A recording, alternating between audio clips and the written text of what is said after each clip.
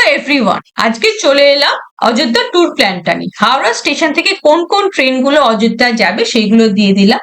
আর তোমরা যদি বেনারস থেকে যেতে চাও তাহলে বেনারস থেকে কোন কোন ট্রেনগুলো যাবে সেইগুলো দিয়ে দিলাম। আর মনে রাখবে সবসময় নামবে হচ্ছে অযোধ্যা ধাম স্টেশন। আমরাও বেনারস থেকে পৌঁছে গেছিলাম অযোধ্যায়, ধরেছিলাম হচ্ছে বন্দে ভারত।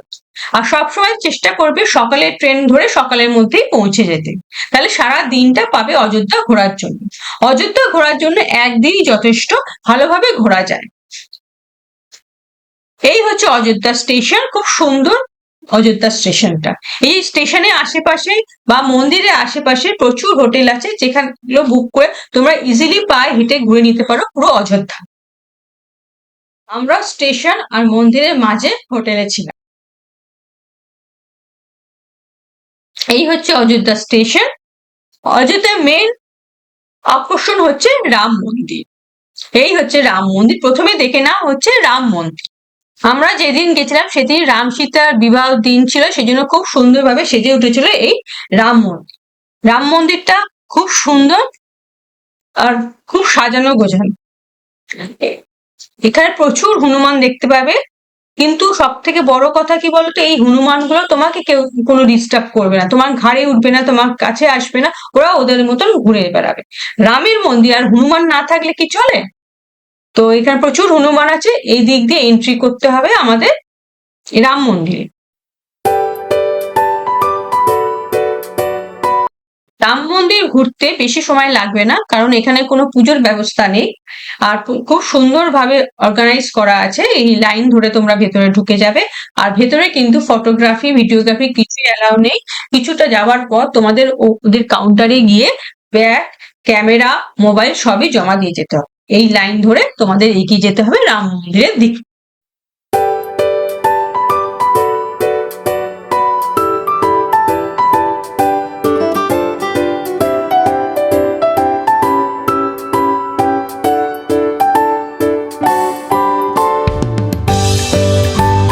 এই হচ্ছে রাম মন্দিরের মেন গেট। এই গেট থেকে কিছুটা গিয়ে ওদের কাউন্টার আছে, সেখানে তোমাদের ব্যাগ, লাগেজ, ফোন সবই জমা দিয়ে ভেতরে ঢুকতে হবে।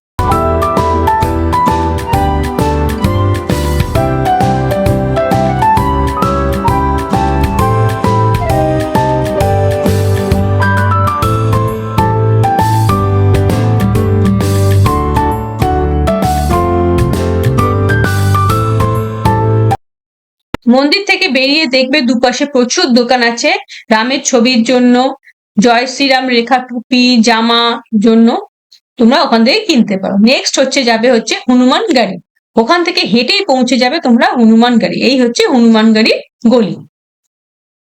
রামের দর্শন করার পর অবশ্যই দর্শন করবে হনুমানজি। এই গলির কিছুটা গিয়ে তোমরা পৌঁছে যাবে হনুমান মন্দিরের সামনে। এই হচ্ছে হনুমান মন্দির।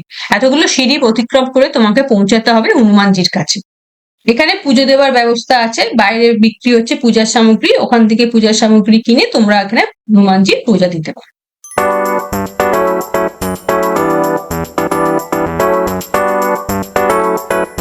এরপর হাঁটতে হাঁটতে চলে যাওয়া হচ্ছে দশরথ মহল, যেখানে রাজা দশরথ তার রাজ্যসভা পরিচালনা করতেন। এই হচ্ছে দশরথ মহল।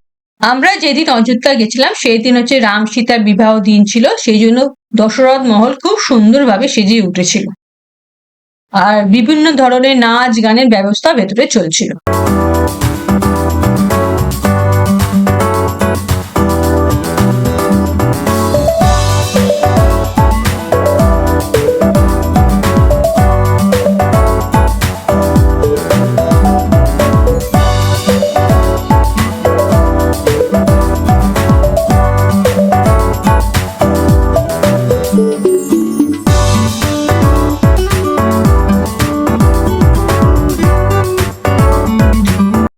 দশরথ মহল দেখার পর পৌঁছে যাওয়া হচ্ছে কনক ভবন।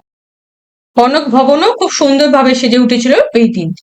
মাতা কৈকেয়ী এই কনক ভবন রামচন্দ্র আর মাতা সীতাকে বিবাহতে উপহার দিয়েছিলেন। এই রাম সীতা লক্ষ্মণের মূর্তি।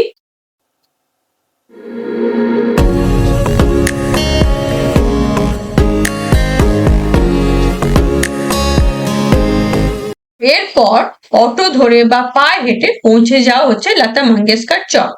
আমরা হেঁটে হেঁটেই গেছিলাম, অনেকটা দূর কিন্তু এই লতা মঙ্গেশকর চক, যেহেতু ওই দিন রাস্তায় গাড়ি ঘোড়া সব বন্ধ ছিল। এই হচ্ছে লতা মঙ্গেশকর চক।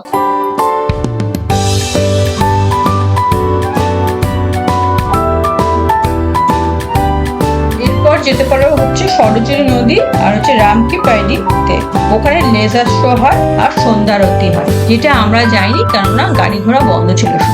এইখানে শেষ হবে তোমাদের অযোধ্যার ট্যুর।